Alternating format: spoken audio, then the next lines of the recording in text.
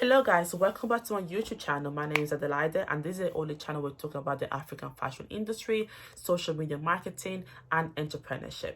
So in today's video guys, I want to give you 6 steps that are going to help you to start your own African fashion brand from scratch. So your own online store.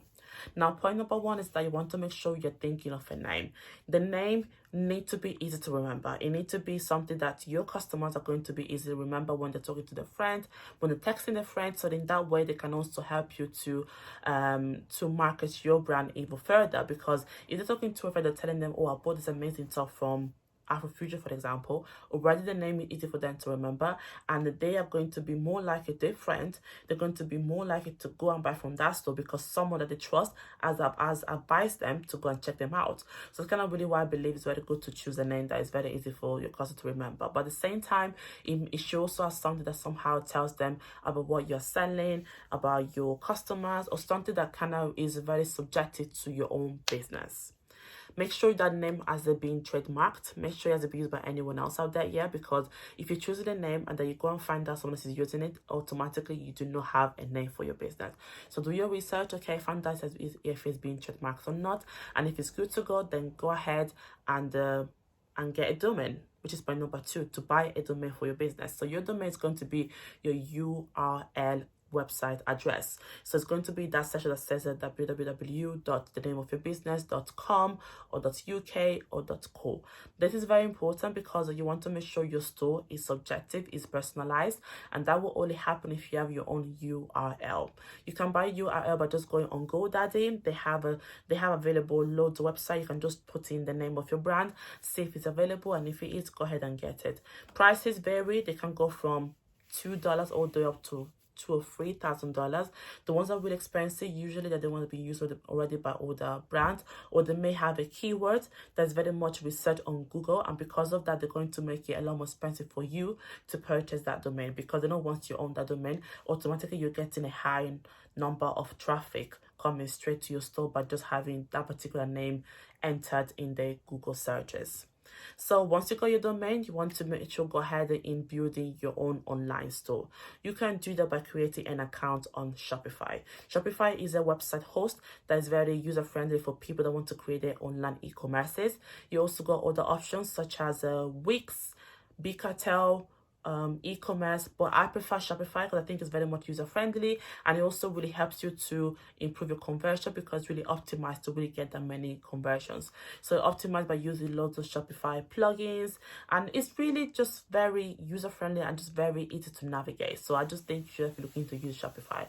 Now, once you have your store built on Shopify, you want to go ahead and transferring your domain from GoDaddy onto your Shopify. And once you've done that, then you have people be able to access your URL. They'll be able to access your website by using the URL that you have purchased through GoDaddy. Now, point number 3 is that you want to start looking into building your you want to start looking into sourcing your items. So if you have the luxury of knowing someone that lives in any African country and you're able to actually travel there, or you actually trust the person enough to source those items on your behalf, that you should definitely look into doing that. Definitely. It's very important because it will really help you to actually have a brand that is made in Africa, and that again, that really helps you to actually build more credibility, help you to get even more sales, because people love the idea of buying products that come from a particular country, that you just kind of using the name Africa but having only Chinese-based products. So sourcing items is very important. That is something I've actually done. It's taken me over 6 months. I had to go back to Nigeria to meet my manufacturers, but 2 years after, I'm very happy that I made a decision, and I'm still reaping the benefit from it. If you need my vendor list, you can find the link in the comment box underneath this video. Now, point number 5 is that you need to start looking into building your audience. So your business is not going to last if you don't actually know who you're selling your product to. That's the bottom line.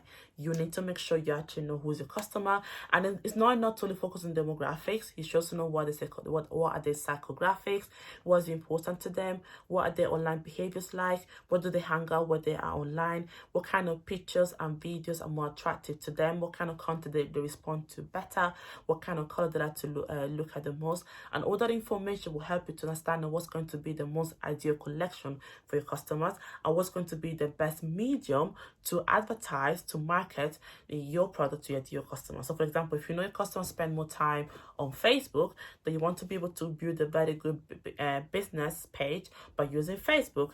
If you know your customers love to use the Instagram, they mainly spend a lot of time in the Insta story, they want to be able to really use your Insta story at your advantage to be able to attract more customers, more followers into your brand.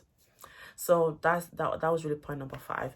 And then point number 6, what did I write in my list in here, because I didn't want to go too much into these and confuse you guys. So yeah, point number 6 is time to launch your business, to launch day. So once you've figured out what you're going to be adding to your inventory, you built your site on Shopify, you purchased your domain on GoDaddy, you transferred your domain onto your Shopify website, you also spent enough time in having the right name in place, and then you also got some type of audience around your brand. So you got some followers on your Instagram page, you got some followers on Facebook, and maybe some people even in your email list. Then you're now ready to go out there and launch your business. Okay, so how do you launch it? Make sure you let everyone know. Okay, create some buzz around your business, build some momentum, get everybody very excited, so then that way you really get them, you're actually able to make them count down to the grand finale, to the grand launch day, because you actually give them a day for them to look forward to, and you spent enough time in building momentum around your brand. And then once you're ready, you go out there, you open the curtains, and you're allowing everybody into your store. And these are my main point. If you found this video helpful, I would like you to follow me on my Instagram page. I'm going to be adding all my links down below in the comment box, and you're also going to see some details onto my other page, onto my next page as well. And if you want to watch out a couple more of my other videos, you can do all of that on this side and this other side. All right, see you guys very soon. Bye.